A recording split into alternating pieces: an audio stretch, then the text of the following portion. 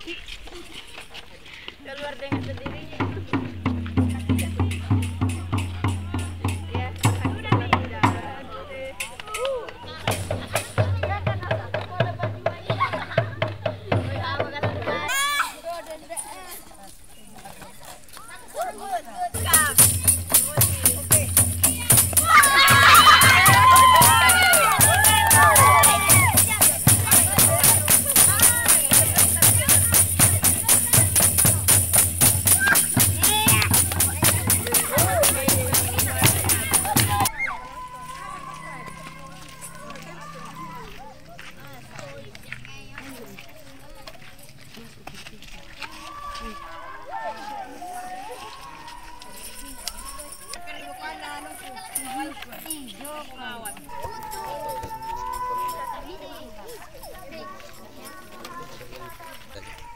Apa namanya, silat sejati? Iya, Asadya Sakti. Asadya Sakti.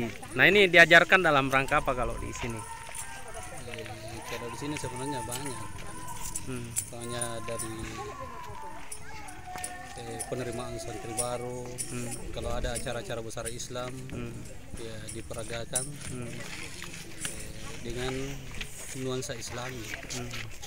Oh, jadi ini istilahnya dikonversi ke suasana ke Islam, ya? Suasana Islam.